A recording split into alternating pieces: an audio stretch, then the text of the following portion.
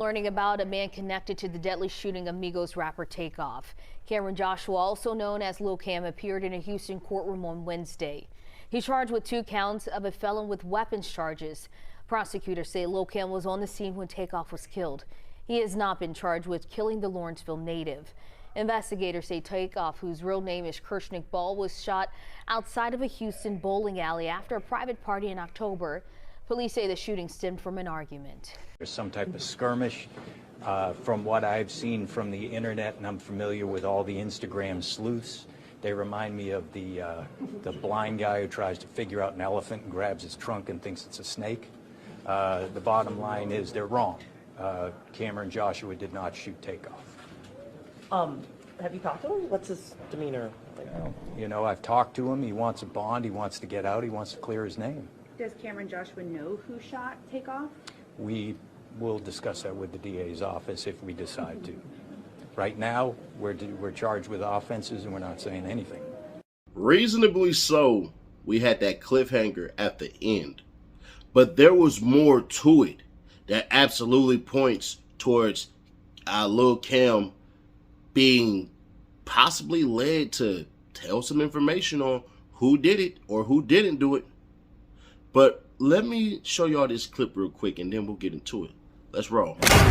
DOWNY. I'm representing Cameron Joshua. Can you tell us what happened in court today? Sure. Cameron Joshua has been charged with 2 counts of carrying a weapon, and it has only tangential relationship to this shooting involving Takeoff. He's not being charged with the shooting. I think the DA's office knows the difference between carrying a weapon and a shooting case, and if they thought he was involved in the shooting, they would have charged him with it. So is this where, like, I guess there's social media video, like what we've all seen, where he's in the video carrying a gun? Is that where you think all this stemmed from? Or? That's my understanding. According to the affidavit that's been filed in the first carrying a weapon case, it's based on the shooting. Let me say, it's based on the circumstances surrounding the shooting, in that he's alleged to have had a gun there at the scene when the shooting happened. And is that a witness saw him with a gun rather than him having used it? Right, that's my understanding as well, that it's based on a witness's observation that he had a firearm. And then the witness apparently said they saw him re-racking the weapon. That's the rumor. I haven't seen anything to support that. Hey, tell us what happened here legally, as far as you guys just reset the case because he was out on bond or probation on other cases? Yes, so Mr. Joshua was on bond for an unrelated matter, possessing a fake ID, and the case was reset to determine conditions of bond, whether he'll be held at no bond because he's alleged to have committed an offense while on bond, or whether he'll be given a reasonable bond. And what's his connection to Takeoff? Why was he at that event that evening? Again, that's stuff we're all looking into, the relationship between all the parties. My understanding, it was some type of social event. I think some folks were playing dice. Beyond that, I have nothing. Was he playing dice? Again, we're looking into that to determine what his actions were that evening. You've seen some of the reporting by some internet websites who basically sort of allege that he might have shot him or be involved in the murder. Can you dispel some of those rumors or some of the statements we've seen on the reliable World Wide Web? Sure. I haven't seen anything to suggest that Cameron Joshua had anything to do with the shooting, that he discharged a firearm that caused his death or was even involved in it. My understanding is there was some type of skirmish. From what I've seen from the internet, and I'm familiar with all the Instagram sleuths, they remind me of the blind guy who tries to figure out an elephant and grabs his trunk and thinks it's a snake. The bottom line is they're wrong. Cameron Joshua did not shoot Takeoff. Have you talked to him? What's his demeanor? You know, I've talked to him. He wants a bond. He wants to get out. He wants to clear his name. Does Cameron Joshua know who shot Takeoff?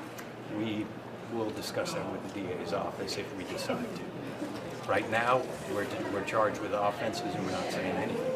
What do you mean if you decide to? Well, everybody has the opportunity to discuss those matters if they choose to. Does the gun he was carrying match anything at the scene? Have the police told you anything about ballistics? I'm not familiar with anything associated with the ballistics. That hasn't been made available to me. When's the next court date? We have a bond hearing next week.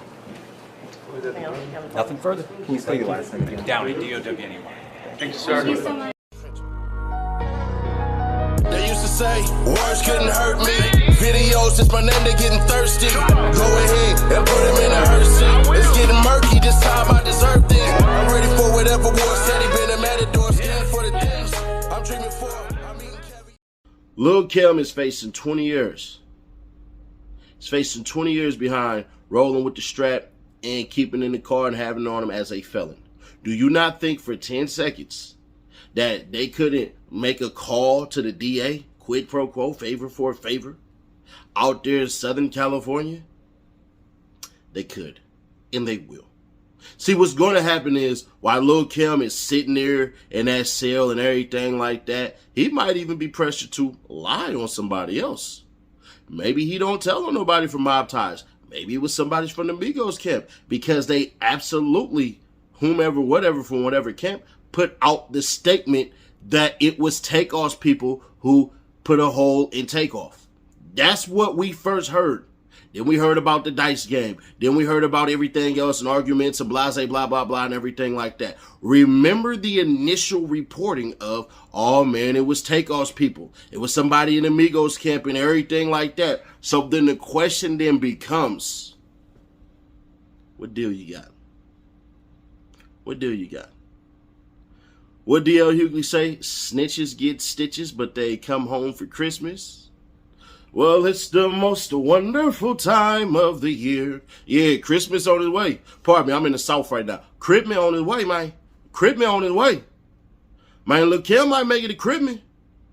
All they got to do is point. It was him. Nobody in the crew. Is the streets going to disown him for that, or is that loyalty? Would your section disown you for snitching on people that ain't a part of your crew any doggone ways? In certain instances in the penitentiaries in Cali, certain gangs allowed they homies to snitch on rivals. I'm not going to say who. If you know, you know. You can put it in the comments. Subscribe, turn on that bell to stay notified. Share to keep your people aware.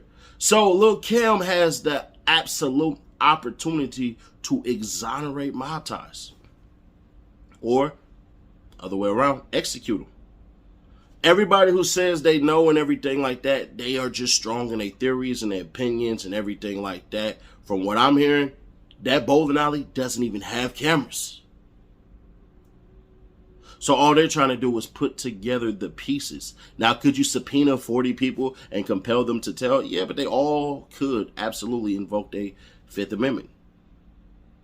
Then what do you have?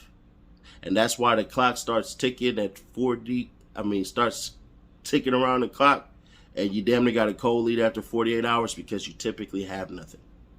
But this just looked like, bruh, we not going to put that pressure on Lil Kim to say he's the killer. What we going to do is put that pressure on Lil Kim to say, you know who did it. And we got you in custody. And you facing down a barrel of 20 years. 10 to 20 years is what he's looking at. Oh, and a nice little $20,000 fine.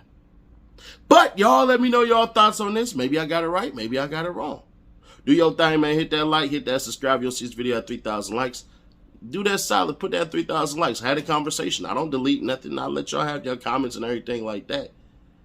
It'll increase the chat, and y'all can get into it. Y'all can argue in the comments all y'all want to. I'll be reading it. I'll be popcorn. Popcorn, you know, chewing like an old man and all that. But, for real, do y'all think Lil Kim know the killer? And do you think Lil Kim should tell if he knows the killer? Or do y'all think Lil Kim possibly did it? And man, this is just too sweet of a deal, and he just gonna keep it real, and he gonna sit there in the cell and then get it in the field and put on for his hood and put on for his gang and everything like that, and they gonna keep him fed, and he just gonna take that L and everything like that, and they can disassociate themselves from him and then still feed him money on the under. Who knows? Maybe the police do. Maybe this is all a ploy, so that the actual killer can come out from hiding and poof, metal bracelets. But either way it goes, Lil Kim is pretty much done. Y'all expect me to keep it real? Because you know that I will. I do this daily, baby. Check out the Nightly Nash podcast. Also, Street and Music Ceddy Nash if you have not. It's on all streaming platforms. Guaranteed you're going to find something you like. Probably like that overly thugging freestyle, or maybe something different. Let me know in the comments. We possibly shoot that music video.